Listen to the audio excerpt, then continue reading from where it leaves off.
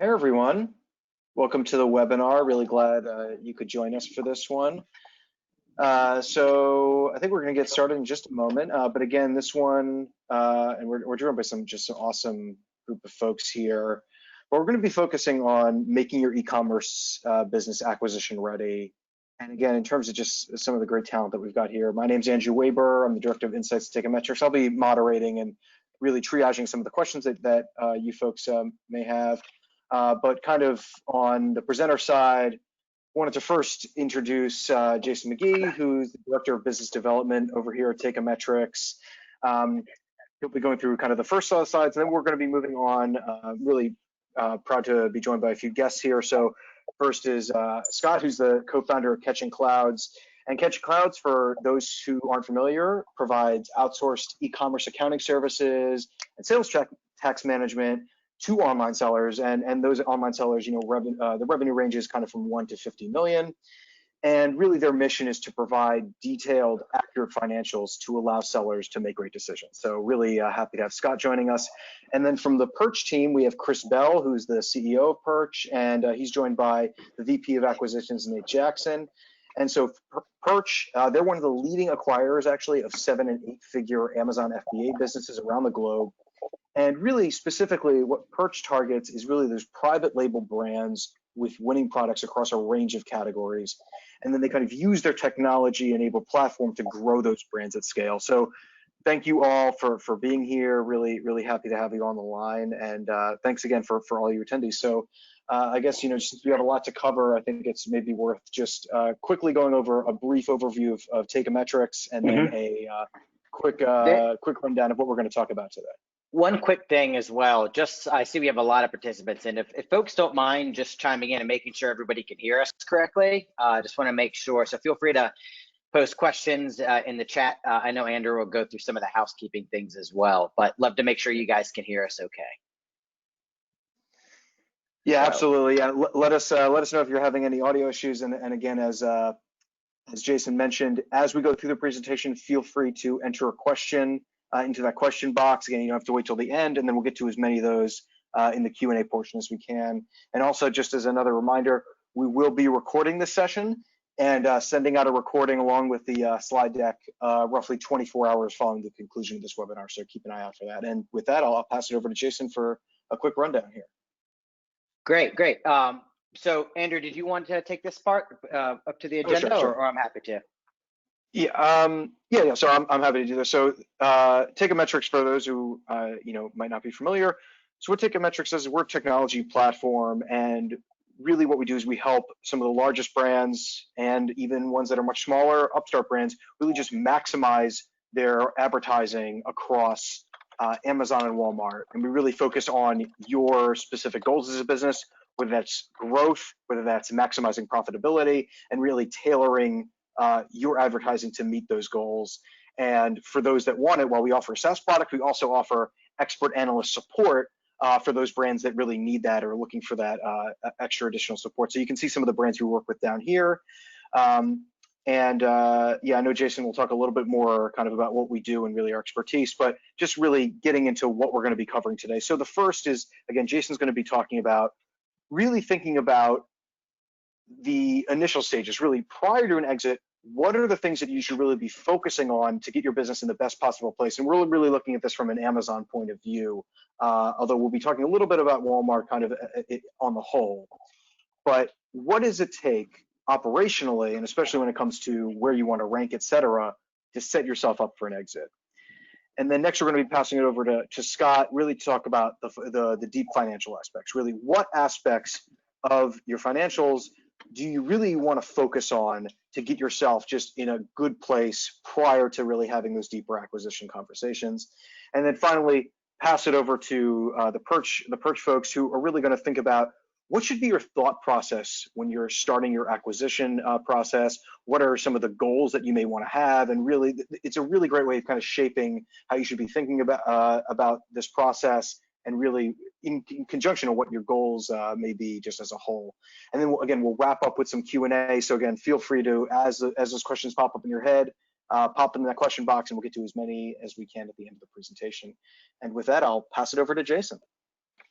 Well, thanks, Andrew. Again, my name is Jason McGee. I'm the Director of Business Development at Teikametrics, and thanks everybody for joining. I love doing these at Teikametrics. It's always a great audience and highly engaged, so thank you. So to kick things off, when you're thinking about what your end game is for your business, you have to get back to basics, which comes around launching products and actually scaling your products effectively. So I want to focus on the diagram on the right. We talk about the flywheel effect a lot, so much so we even named our technology flywheel, which essentially is if you get the initial inertia to get your business spinning and humming along, the perpetual motion of that is actually going to thwart your business forward. So if you look at this from an Amazon and advertising perspective in particular, if you're trying to launch a product or scale a product or just ramp it up, you have to start with advertising. Advertising is the toll that gets you on the Amazon or marketplace sales highway. If you get ad spend right, obviously selfishly, we obviously talk a lot about data science. The better your ads perform, of course, you're going to get to more ad sales. But the end all be all is not ad sales. What you're also doing is you're proving to Amazon, Walmart, the marketplaces that you deserve to rank better, even organically for those keywords. So if you have advertisements for products that are relevant for certain keywords that are relevant to your products, you're actually going to naturally drive more sales and prove to the marketplace that you deserve to rank better, which leads to more organic traffic, top line sales. Not only is that obviously the holy grail, you're also capturing more data that then you can use that data to further optimize and drive your business even more successfully. So the thing about taking a product that's a launch, and a launch can be a brand new product that's never existed, or you're putting it on a channel that it's never been on before, it takes money to make money. Product launch is literally a race to establish product market fit before you run out of cash. You allocate capital, you know you have to pay to play, and essentially you're trying to achieve product market fit, which is I have a product that has very big demand, the timing is right, and I'm putting it in a position where buyers are. If you have product market fit, advertising is going to pour gasoline on that. Now, we talk a lot about tacos. So tacos, not just ACOS in terms of just advertising sales. Here's obviously an incredible picture that I found out. Weber got a picture of an al pastor taco, which looks incredible. But when you're focusing on this, everybody knows ACOS. ACOS is your advertising cost of advertising revenue. You take ad spend, you divide it into ad revenue, and for every dollar worth of advertising sales, 20% I'm willing to spend to acquire that sale. The challenge with ACOS, it does not provide context to your business. Tacos, on the other hand, provides this context. What you do is you take ad spend and you divide it into ad revenue and organic revenue. So it's advertising costs into total revenue. What's important about this is you're now starting to understand how is advertising driving top line sales? Are my ads actually moving the needle at the highest level, not just driving advertising revenue, which is incredibly important to your business. So let's talk about some hard truths about Amazon product launches. As I mentioned, Amazon and Walmart and these places, it's a pay-to-play marketplace. Advertising is the coal that powers the engine of a successful product launch. If you actually look at the data, the best product launches, products that are actually generating over 300% growth in the first 3 months, 70% of their revenue is actually going to be derived from ads within the first 3 months. And on average, of course, this is different based on your margin, your category, et cetera. But on average, ACOS in the first month, maybe 40%. This actually is going to jump and actually increase over the next 2 or 3 months. Typically capping at 53%. Again, this is just general numbers, but you should expect, if you get this right, this should drop significantly after the first 3 months within that same group of keywords. So as I discussed, product launch is a race to establish product market fit. You need to understand this, plan for it, and commit to that. So ad sales, although they're incredibly important in every aspect of a product's life cycle, they're vulnerable. The true metric of success is organic sales velocity, organic ranking. That is more defensible, and that creates a competitive moat around your business.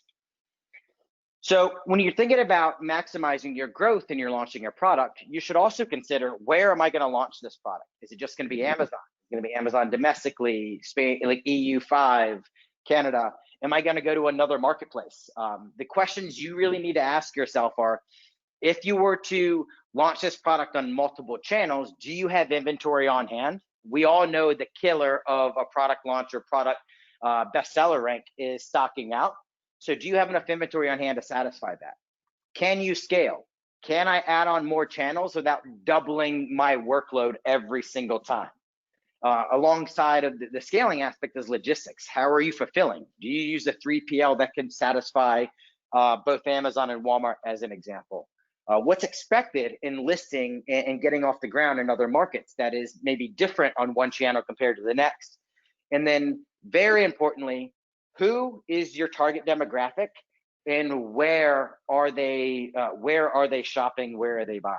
So here at Teikametrics, the next frontier that is, it's hard to even say next because the time is here and now.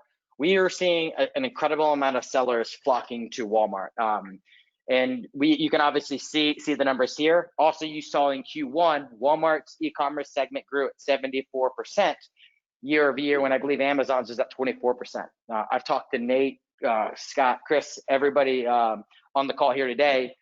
We're all seeing this happen, and I know these guys will talk more about it later as well. So regardless of the marketplace that you're trying to sell on, you need to focus on making page one. Simple truth is 70% of shoppers do not go beyond page one of the search results on Amazon. So if you're not on page one, you are missing the overwhelming majority of your propensity to acquire sales. But creating a defensible position over time, it's all about capturing the optimal number of total conversions. Now, notice I didn't say maximum number of total conversions, because that leads me to the second bullet. All keywords are not created equal. And one thing that we talk a lot about is focusing on shopper segmentation.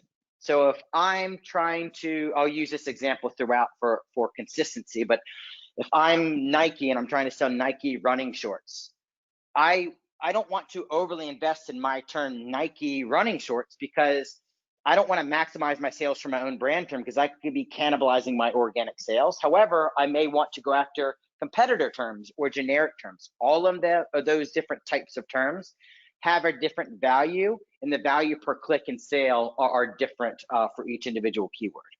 So while you'll need to buy your way to page one, it is very costly. You need to be very strategic with end goals in mind. So I'm going to talk about a very hard truth.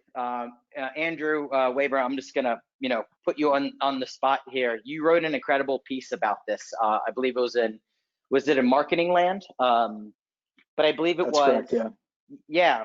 99% of keywords generate less than 3 clicks a day on Amazon.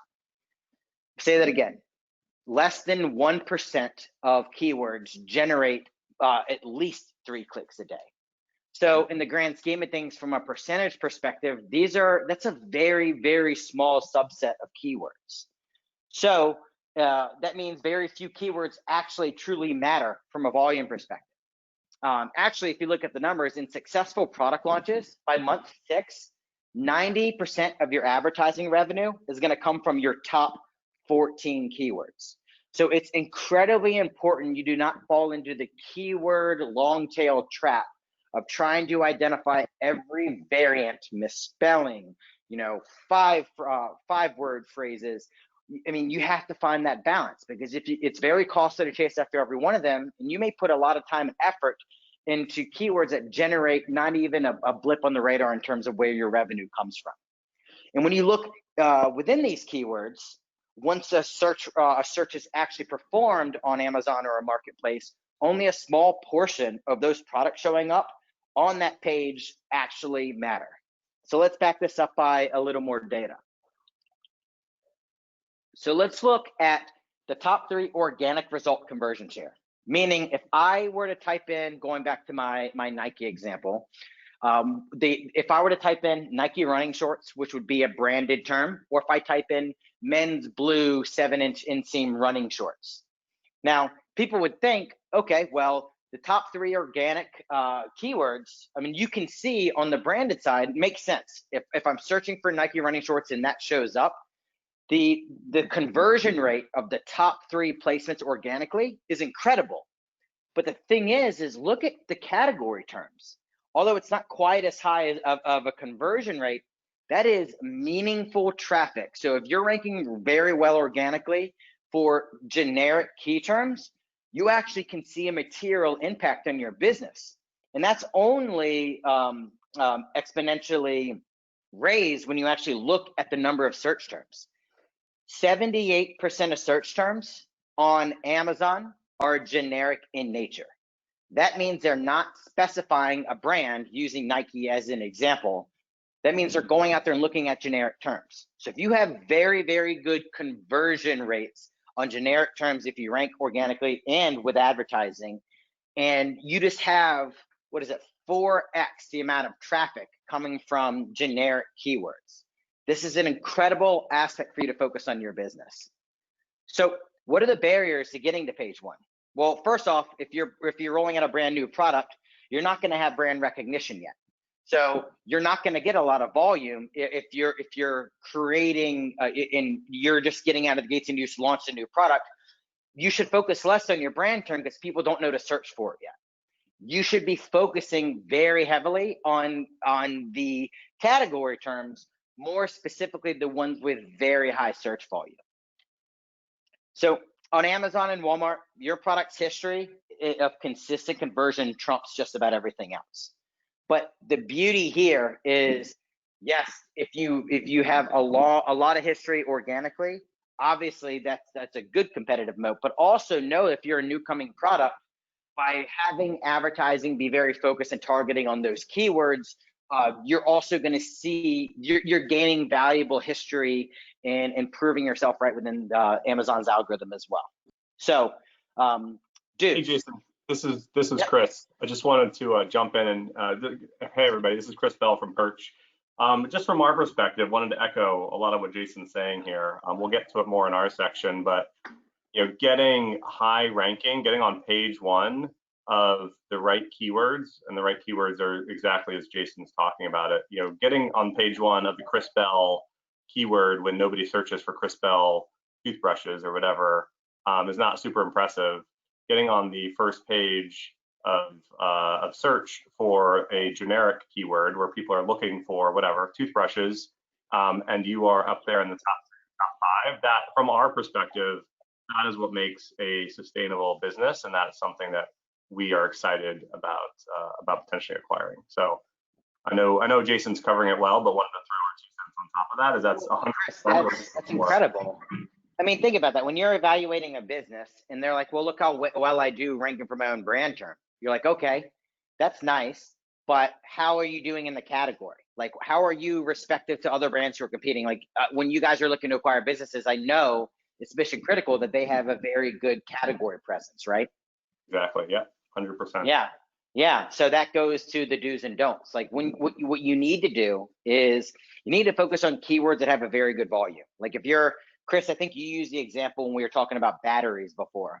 Maybe batteries is like the #1 keyword, but that is obviously incredibly aggressive. But if you take the top 14 keywords, like I said, you're focusing on keywords 3, 4, 5, 6 that meet right there, you can generate ridiculously meaningful volume without having to dominate the #1 keyword.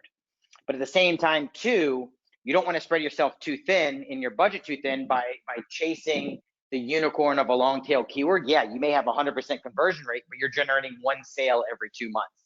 That's not nearly as impressive. So just to wrap it up, keys to success: understand that incumbent top sellers are incredibly difficult to unseat. Chris and Nate, that's why you guys at Perch focus on identifying category leaders, because there is a competitive moat around it. But at the same time too, if you realize that they're low on inventory or they're stocking out, that's an incredible opportunity for you to step in as a challenger brand. Take a very targeted approach over a small basket of keywords with high volume. And it's okay, and you should pay for those terms to rank over competitors, because you're trying to vie for those impressions and those clicks. And as you begin to rank organically on page 1, The incremental value of that top spot lessens, allowing you to conquest other terms and be less reliant on overly investing in those keywords. So that said, Mr. Scott Scharf, I'll turn it over to you.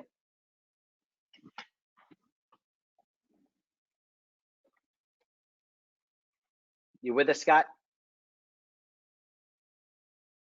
We may be having our first classic muting example here. Sorry about that, Jason. I just had a minor mouse problem getting to the mute button. So, hi, I'm Scott Scharf, the co-founder of Catching Clouds, and our whole focus is helping sellers, get accurate financials and getting the most of the financials out. So let's move on to the next slide. All right. As any business, but e-commerce businesses, especially dynamic 24/7 businesses that have so much going on in them, really need to have accurate financials they can trust on a daily, weekly, monthly basis, not once a year for your taxes and hope you're profitable. The whole point is to make sure you have data that you can trust to make it. Now, one of the key things is accounting. Double entry accounting is a daily, weekly, and then monthly process, and you can really do a full review on a monthly basis. That is very different than the great real-time data you can get from Teikametrics and other apps that will allow you to see what's going on in real time and make those pricing decisions or ad spend decisions. And then you want to look at things at the end of the month to adjust your gut.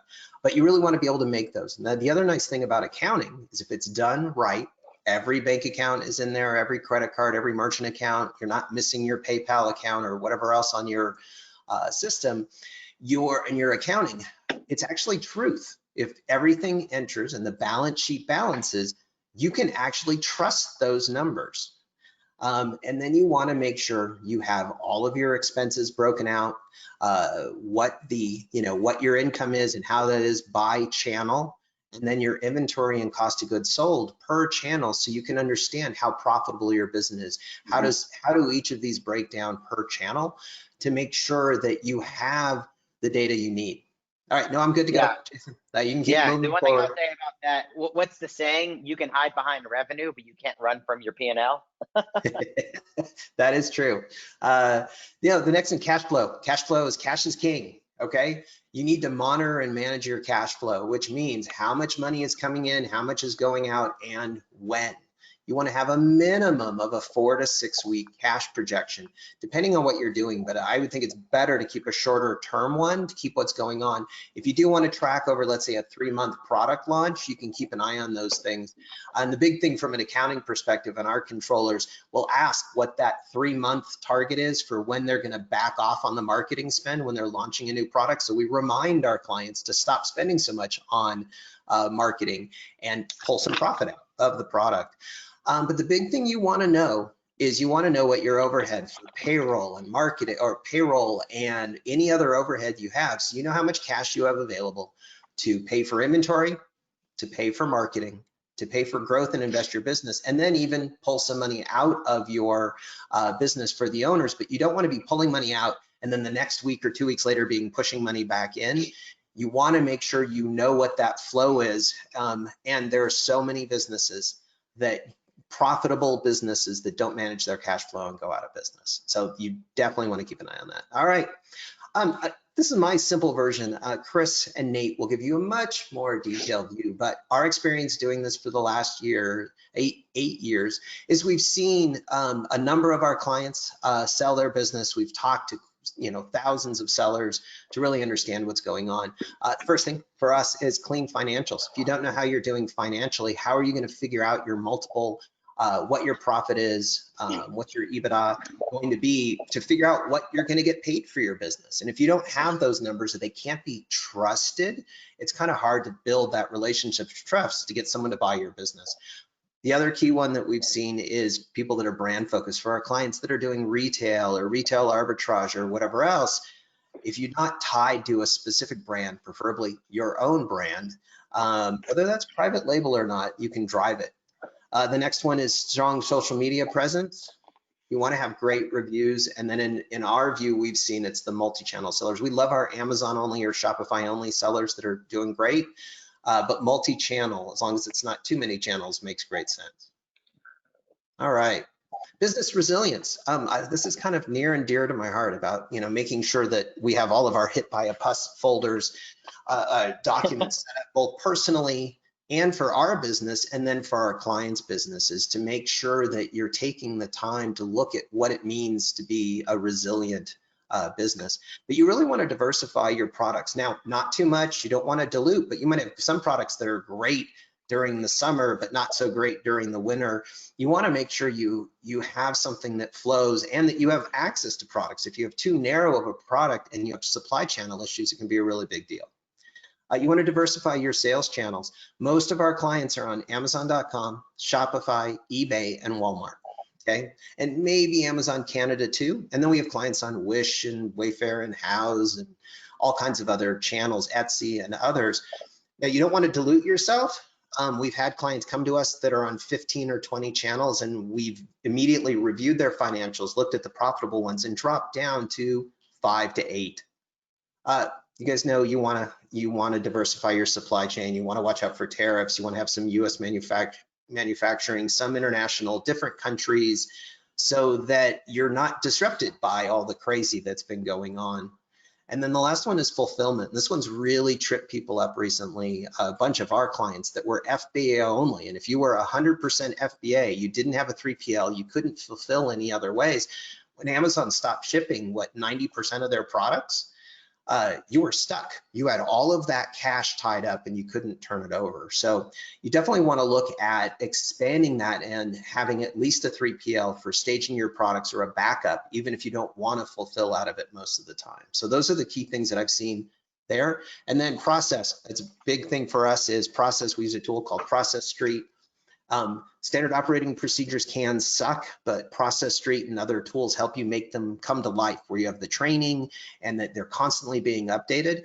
But that is something that's key to both running an efficient, sane business, but also being able to drive profitability and to be able to pivot where needed when things are there. And you just need to make sure you have access to capital, whether that's credit cards, personal credit cards, bank loans, or any of the other options you have for capital, from Amazon lending to Shopify lending. You want to make sure you have those available even if you're not using them today. All right. And I'm just going to talk a few of the basics around accounting. We've been doing this, like I said, for 8 years. We're all about kind of efficiency ourselves and getting things done, but we've just seen so many things that have been done wrong. One of the assumptions is you have to have every single transaction in the accounting, whether that's QuickBooks Online or Xero. If you're on NetSuite, if you're at the higher end and you're on NetSuite, then yes, you need to pull in every transaction. But then again, it makes it very difficult to reconcile the Amazon spend at the end of every month. So we recommend posting summary invoices. So for all the Amazon sales, every 2 weeks when you have your settlement statement, that generates an invoice. And then they should split over the month so that you follow the accrual accounting methods. Some things we post daily, like Shopify payments, other merchant processors weekly, and then for the larger market, other than Amazon, for eBay, Etsy, and a bunch of the others, we only post the income monthly or based on when there's a settlement from those. The next thing is, my background is IT. My co-founder and partner is my wife, and she's our chief controller and oversees our team, but my focus is really on the technology, and we're all about connectivity and Zapier and everything else. And we work very closely. We have clients on 10 different cloud inventory tools, but for the last 6 or 7 years, I haven't connected any of them to QBO or Xero. They're great operationally, but they push too much information or wrong, invalid information into the financials, making it difficult to impossible to get to those accurate financials to make great decisions. Have an air gap between them, have a process. Outsource your sales tax. We've been doing sales tax for 8 years now. We do over 5,000 returns a year. It's a pain, okay? And the tools out there might say that they're set and forget, but there's just too many nuances. And even if you do everything right, the states will notify you. So work with an expert to do that. And then accounting is reconciling all the bank account, credit card, merchant accounts. That means looking at the statement and comparing what you think is in your system or on your spreadsheet compared to what the bank thinks. But if you think you have $100,000 and the bank thinks you have 50, the bank wins unless you can prove it and you have details. And then you want to make sure you have a month-end process and you're committing time to working on your accounting on a consistent basis. We do as much of the accounting daily as possible because it's really difficult to play catch up. Weekly is okay, but if you're trying to do everything once a month, you're going to spend a week once a month looking at the last month instead of doing it in smaller pieces. But you want to have a checklist that says, these are all the things that I do. I post interest on loans, I do depreciation, we post cost of goods sold, and we make sure everything's right. And then you need to stop. No matter how busy you're getting, you need to stop and review your financials at least monthly after they're closed and you know what happened in the prior month, primarily. So you might think, oh, I had the best month ever because you were so busy and you thought things were going well, but you were spending too much on marketing and you actually lost money, and then you need to adjust to make sure you're balancing that out, or the other way around. But the idea is to adjust your gut feeling that Teikametrics is great and all these other real-time tools are great, but you need to understand that they might, at the end of the day, through double entry accounting, be 5% too high, 5% too low. That's fine. All you need to know is when you look at those numbers to do it. And then the next month, it might be 3% or 10% so that you can adjust the decision-making, real-time decision-making. Those are my tips, and hopefully that was helpful. And I'm going to hand things over to Chris and Nate with Perch to dig into their stuff. Awesome. Thanks, Scott. Really appreciate it. Everybody, again, this is Chris Bell with Perch. Really excited to be a part of this panel. As Jason and Andrew said at the beginning, great group of folks here and honored to be a part of it. And what we wanted to talk to you about is looking towards an exit. And so to start with, as you know, maybe stating the obvious, an exit's a really, really big decision, and it's a culmination of all of your hard work. So while you definitely should spend 90% of your time focused on building a great business and doing the things that Scott and Jason were talking about, I would encourage you, even if you don't think you're close to an exit today, to start thinking about what an exit might look like. If you want to exit, hopefully you're on this webinar because you're thinking about it, which is a great first start, because it might impact how you build your business. And so here on this slide, Jason pulled up a few of the questions I'd encourage you to think about as you think about kind of your career and your plan here, is how quickly you want to sell your business. You know, that could be ASAP. You could say, look, I'm in this to make money, and I want to sell it as soon as somebody will buy it from me.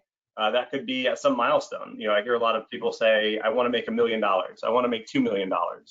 Or it could be just, we also talked to a bunch of sellers who never thought they'd sell their business. And then, you know, either Amazon shut down their account, or their partner stopped working so hard, or they just are tired of doing this and they want to go do something else, want to move to Costa Rica or something like that. And so all of those obviously are valid reasons, but you should think about what you want that to look like. And that goes to the second question on this slide here, which is, what goals do you have in mind? Probably the two most common that we hear are either, one, I want to take some time off. Right, I want to sell my business. I'm not actually going to do anything the day after I sell it, and I'm going to go travel, or I'm going to spend some time with my family. I've been working really hard running this business, and a lot of entrepreneurs we talk with actually are running their Amazon business and other businesses. They're very, very busy folks. And the second that we hear just as often, if not more often, is they want to go start something new. They want to, cash out of what they've built. They know that they've built something valuable. As we talked about earlier with Jason, that something has a moat around it, and they want to invest those dollars into either another Amazon business, or we have a lot of sellers who want to invest it into real estate or anything like that. The third question, which is self-explanatory but is a really important one, is, do you want to completely exit your business, or do you want to stay involved? Both options can be available for certain types of businesses, and it will very much determine who the buyer is and what that buyer is looking for, if you want to stay involved or exit. And then the last one is just, do you care about what happens? Are you just looking for the top dollar, or do you want a good home? Are you looking for somebody that you think will grow the business and continue to invest in it? And so, obviously, the answers to each of these questions is personal, so I can't tell you how you should feel about this, but really important to think about it. And so if we go to the next slide, I'll talk through one example of how the answer to one of these questions could affect how you build your business. So what I talked about, an important question is, if you want to exit completely, or if you want to sell but stay on. Very different outcomes for you as a person. One is having a new boss, and the other is going on to your next adventure, taking some time off. And if you want to exit completely, generally there's two types of buyers that would do that for you. Individual buyers, so this is somebody who gets an SBA loan or something like that, or institutional buyers, which is where Perch falls. And the differences between what your business might look like if you're selling to one of these two. Individual buyers generally like to see a lot more SKU and channel diversity. Individual buyers are generally only going to buy one business, maybe their entire life. And so they want to see something that already has a bunch of stability built into it. Whereas institutional buyers like Perch, Perch for sure, and many other institutional buyers that we know of, likes to see a more focused and streamlined portfolio, fewer SKUs. We're really looking for those very few ASINs and SKUs that are top of organic search and that we think have that moat already. And we care much less about if you have a lot of other SKUs or if you're on other channels. And then on the other side, if you want to sell but stay on, generally family office or private equity investors are your best bet. Those are generally financial people who don't want to run the business, but they believe in the space and they want to get involved. Generally, for that, you have to be pretty meaningfully sized, so $2 or $3 million in profit. And they also want SKU and channel diversity, because unless they're buying your business to start to buy a whole bunch of others, oftentimes they're treating it as a standalone. And so as I said, all options are potentially available, but what you build and how quickly you can exit and what you want after the exit is determined by some of these questions. So now I've talked a little bit about 3 different types of buyers, and so I want to just lay that out so you all know what the landscape is like. As you start to talk with potential acquirers of your business, there's at least 3, and within these 3, there's probably more. Each buyer is different, but I see 3 groups as I look out there. There's the individuals, right? They're either wealthy or they're getting an SBA loan or something like that. The pros to those buyers is there's a lot of them. There's a lot of people who have heard about Amazon businesses and want to get into this. And generally, because they don't do many deals, there's a lot of variability in potential deal structures. So if there's something really important to you, or you have an idea of deal structure already, an individual buyer might be your best bet.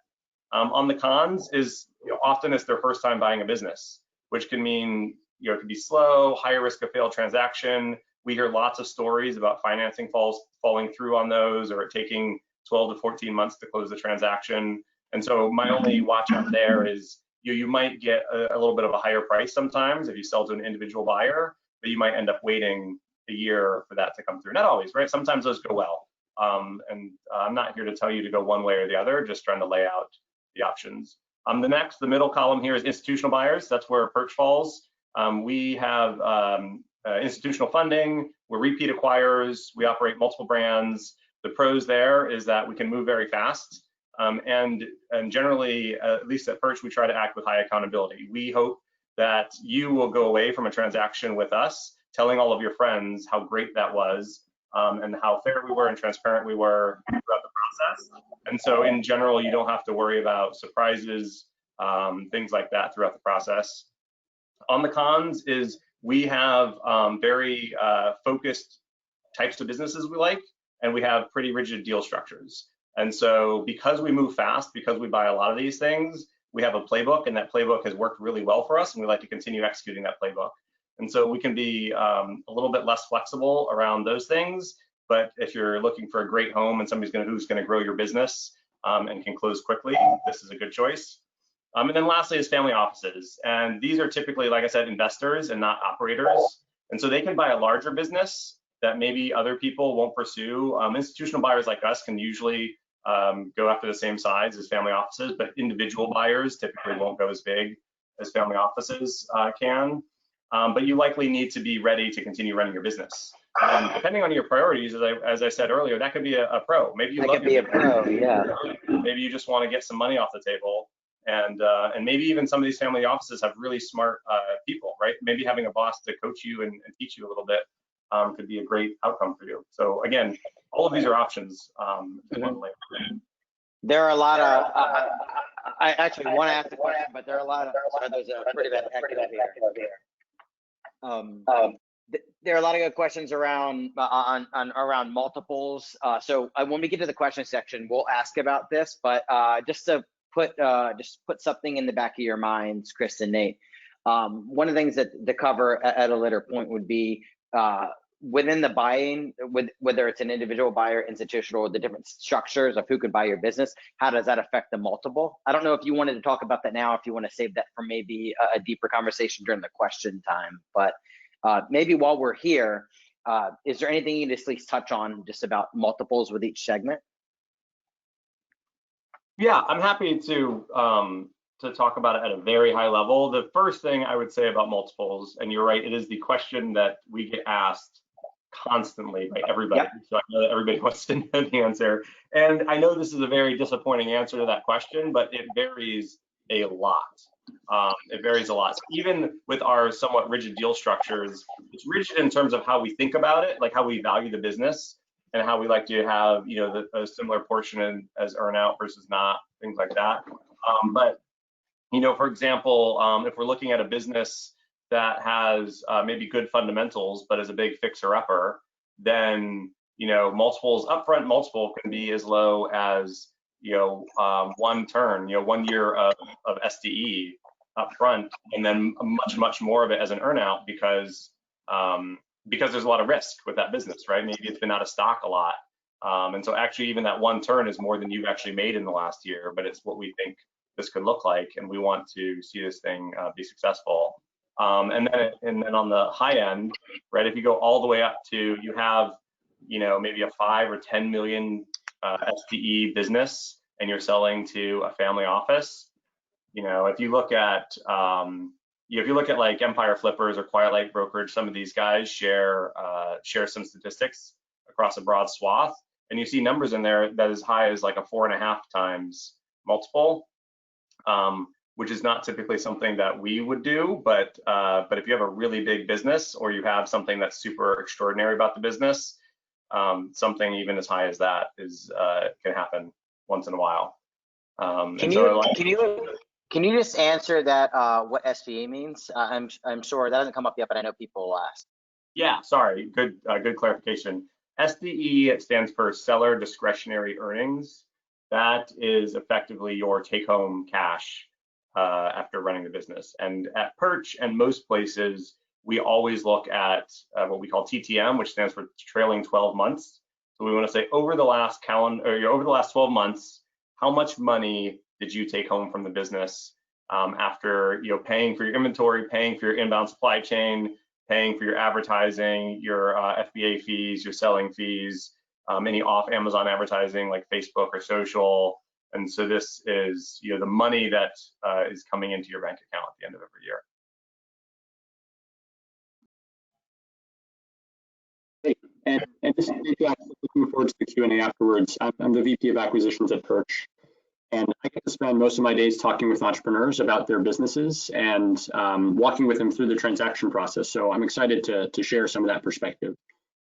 So first, what does Perch look for when we're buying a business? I'll caveat that this is the view of one institutional buyer, but I do think that there are some pretty consistent themes with what a lot of people in my shoes are looking for. First is something that I think everybody's talked about at some point here, but strong organic search performance. So we want to see a product that the market has decided deserves to be highly visible. If you've competed and earned organic ranking on those key terms that Jason talked about versus the long tail, that's going to look really attractive to a buyer. The second is great reviews, and I'm talking about both quantity and quality. So if organic search is what gets your impressions, great reviews are what we can look at and have confidence in conversion. So we want to believe that we're buying a business with a moat to current and future competitors, and this is how we begin to get that confidence. The third thing is a history of profitable growth, and ideally, we really do want to be seeing both profit and growth. So we've seen businesses that are doubling year over year, but actually not generating any profit. And that's no good, of course. But you can also be having a really high profit margin, but having your business contract a bit, which generally, it means you're losing share and eroding your competitive positioning. So as you think about trade-offs around pricing, ad spend, and product positioning, you want to target a balance of both profit and growth. And the fourth thing, and this is where Perch's view definitely isn't everyone's view, is that we like to see a focused product portfolio. So if you think about what an institutional operator like Perch is doing, we are building diversification in as we buy multiple brands. And so we're really optimizing around minimizing complexity. And so buying a business with 2 or 3 SKUs that are driving a lot of profit is really exciting to us, where it might actually scare away an individual investor who might be worried about all of their stake tied up in 1 or 2 assets. And a common decision that sellers face is really when to sell the business. So Chris talked a lot about this as being something you should reflect on.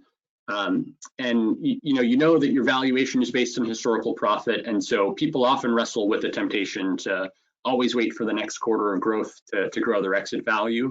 But that can be a slippery slope to never pulling up to an exit, even if that's what you want to do. So as Chris mentioned, it's a very personal decision.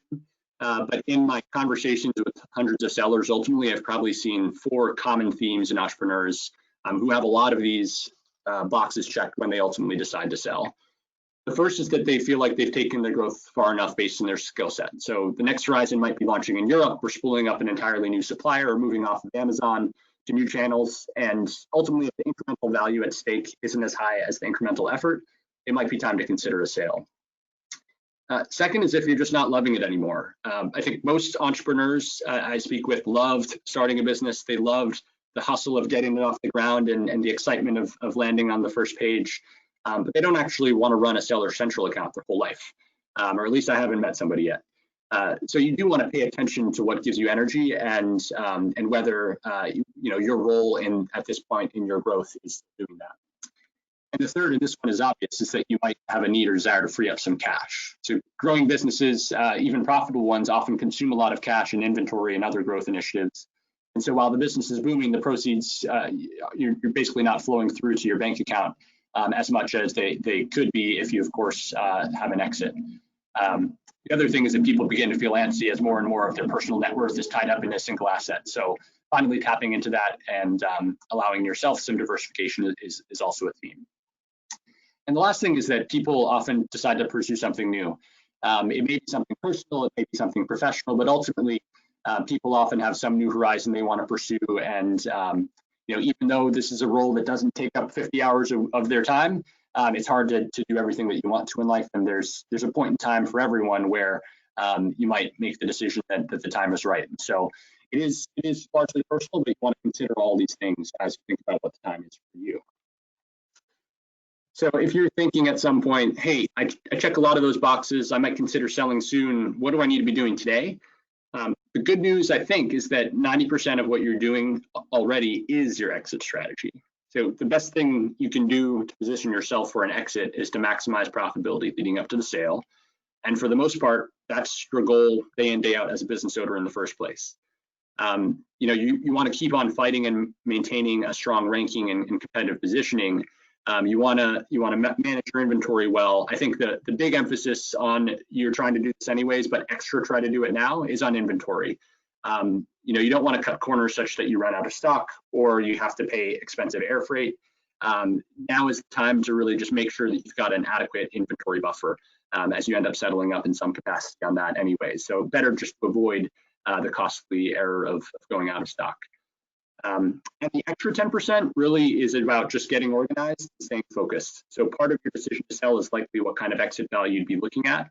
And so you do want to get organized with great financials. If you don't have those in place already, they'll help you manage your business better. And they'll also help you assess whether a potential exit would meet your financial goals as you think about the decisions Chris talked about around when and why you would sell. And lastly, it's focus on the core. So the 3 to 6 months leading up to a sale is not the time to launch a bunch of new bets that your buyer may not ascribe the same value to. And so while you may want to have a pipeline of things that you could go and pursue after a sale, you don't necessarily want to spend a ton on things that a buyer might not invest behind as well. And so if you did decide to sell, how do you do it? How do you go about it? What do you do? I think essentially you've got 2 options in the simplest sense that you can pursue in tandem even. The first is that it's increasingly easy today to identify a number of institutional buyers like Perch and have a discussion directly with somebody like me about selling your business and see if there's a good fit. I do this every day, multiple times a day, where we get outreach and people have an exploratory conversation. And I know in my experience, we can usually give an answer within 48 hours or so as to whether we'd make an offer and at what valuation. So really, there's no reason not to check there and have that as a port of call. For a lot of people, the other option is likely a good one as well, where you want to consider, if you want to consider getting out to the broadest pool of potential buyers. And as Chris said, if maybe your business isn't a perfect fit for an institutional buyer, but it's still a great business, a broker will be really well positioned to get you in front of that broadest range of buyers. And so, my biggest advice is that there's no reason that you can't go and have all of these conversations in tandem and then decide what path you want to go. And there's no such thing as doing this too early in many cases as well, as it can inform a lot of your decision making. So I know we want to leave time for Q&A. I think there are a lot of good questions. So I'll wrap it up here. Hope that this all was helpful to you all, and I'll hand it back to Andrew for some wrap up and Q&A. Sure. So yeah, just to quickly go through kind of some final points here. So remember, overall, you need to, right, as kind of Scott talked about, is really work to trust your financials and use them kind of as the reality check, the guiding light as you kind of work towards an acquisition target, really just throughout your business generally. And right, as part of that, focus on cash flow. Think about how it's impacting your key business functions, right? Making sure that's in order is super important. As Jason mentioned, really, as you're growing your business, especially on Amazon and in Walmart, right, use tacos and focus on these category keywords, especially when launching products, to really just put yourself in the best place on Amazon. When appropriate, right, look to expand into other marketplaces, right? As Scott said, don't spread yourself too thin, but look for the marketplaces where your consumers are, where they're shopping, and then get your products in front of them. And as the Perch team talked about, really think about what exit you're looking for and who would likely be the best buyers to achieve that vision. In terms of some questions I saw around, again, what's going to be the best exit for you and kind of achieving the best valuation. Again, I think there's so many variables that go into that. I think to Nate's point, get in touch with buyers and kind of use those as a gut check. You'll get, if you interview, a couple of buyers, you'll get kind of probably a pretty good idea about what the market is likely valuing your business at, and probably get some good feedback in terms of what will put you in a better position. And right to kind of the first point, right? Everything you're doing right now in terms of growing your business is really what's going to make you get the highest valuation possible. So just really trying to maximize that is probably going to be your best bet. And then there's the extra things that you're going to be doing on the back of that. So with that, I think we'll get to Q&A. And I know we've got, here's, again, some contact information for folks if you want to get in touch with, any of the folks here, after the webinar.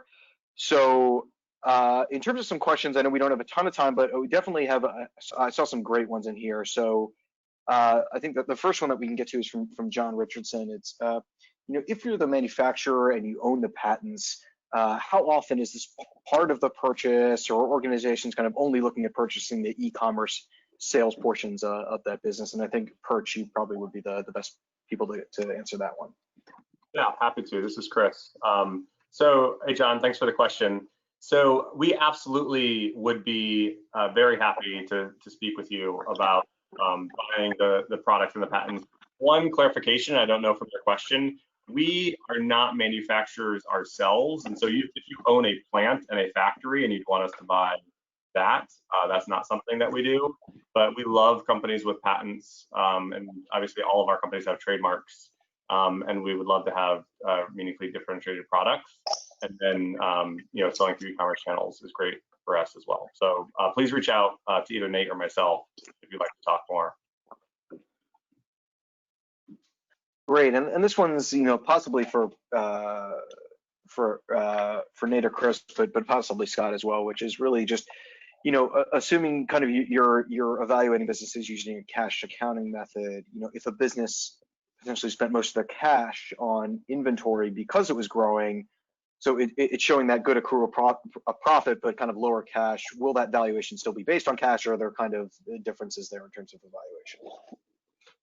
This is Nate, I'll speak here. It's a good clarification. So we actually always will value a business on accrual basis. So that concern would be a super valid one, and it would potentially make you make bad decisions about managing your business. So we always want to value a business off of accrual P&L. And so So basically, yeah, that's not something that you have to be as concerned about in terms of fueling cash into inventory to support the growing business. Scott, anything you would add to that, just as well? Yeah, so even, thank you, Jason. So even if you are running cash and you are filing your taxes cash basis, which is an annual event, we do all of the accounting in an accrual basis, so there's a balance sheet. Even if you're doing cash basis, you can do the hybrid method, which means you have a balance sheet, so you can show your assets and liabilities. And like Nate said, without that information, if you're an inventory-based business, even if you're 100% drop ship and you don't purchase any product where you hold them, you still need to have that balance sheet to keep track of your assets and liabilities to make the great decisions and do things properly. And then you can adjust the financials and look at both cash or accrual reports, whatever inform you the most. And then you can adjust the financials at the end of the year if you're filing cash, which is what we do for our clients, where cash basis is the better tax filing method versus how you're looking at the management accounting on a daily, weekly, monthly basis. Awesome. I think getting back a little bit to the advertising portion, this one's from Kathy. I answered this kind of privately, but I think it's worth kind of pointing out to the group. So Kathy asked kind of, what is the benefit of advertising for a keyword that you're already strong in organic searches? Aren't you spending money that could be used elsewhere? And I guess I'll chime in a little bit based on some of the research that I've done, and I think Jason, you can probably chime in as well. But really, this is a question of kind of incremental value, right? And I would say, you know, there's differences, right? If you're ranking on page 1, that's great, but there is a big difference between, let's say, ranking 15th on page 1 versus ranking 5th versus ranking 1st. And, you know, kind of to the point we made earlier, right? Category searches are worth a lot more really than your own branded searches when you're ranking organically. And in a sense, really your aggressiveness in terms of your bid really should be based on where you are organically, right? If you're already ranking 1, 2, or 3 organically, especially if you know that term, a lot of those conversions are happening really in those top few spots. That's a great place to be. And maybe, right, you're going to tamp down your bids because you see the incremental value is a little lower.